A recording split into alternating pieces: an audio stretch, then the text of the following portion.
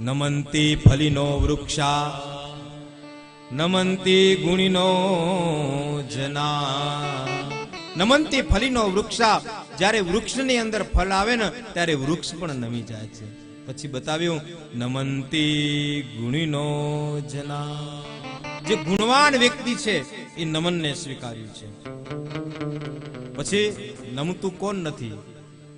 શુષ્કમ કાષ્ઠમ મૂર્ખમ ચ ન નમંતી કદાચન।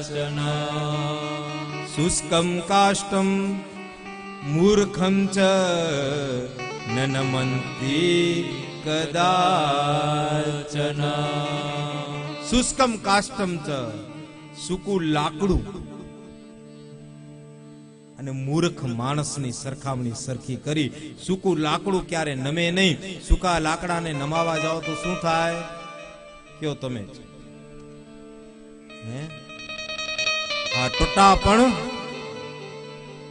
ભાંગું પણ નમવું નહીં। આ એને તમે નમાવા જાઓ ને તો લાકડો વચ્ચેથી ભાંગી પડે। સૂકો લાકડો ક્યારે નમે નહીં।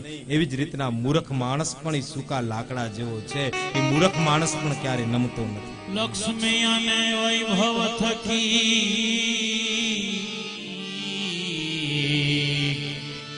મોટાઈ નાકાય છે। નમ્ર થઈ સૌને નમે એ જગમાં સૌથી મોટાઈ છે। નમ્ર થઈને સૌને નમે જગમાં સૌથી મોટા।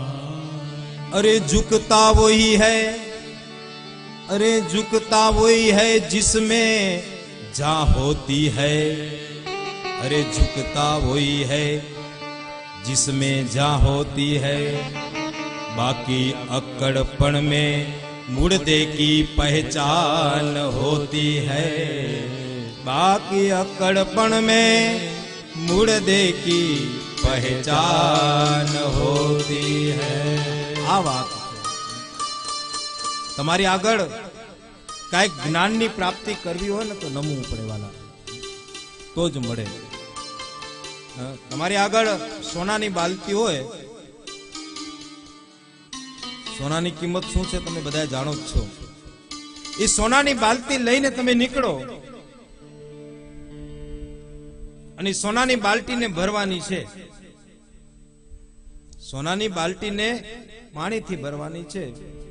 સોનાની કિંમત શું છે અને તમારી ઘરે લગાવેલો જે પ્લાસ્ટિકનો જે ચકલી જે નળકું છે એની કિંમત કેટલી છે?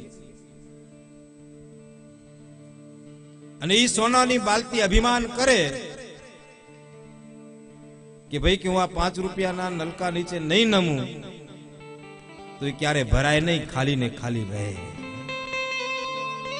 સોનાની બાલટી છે તો પણ એ જોઈને ભરવું હશે।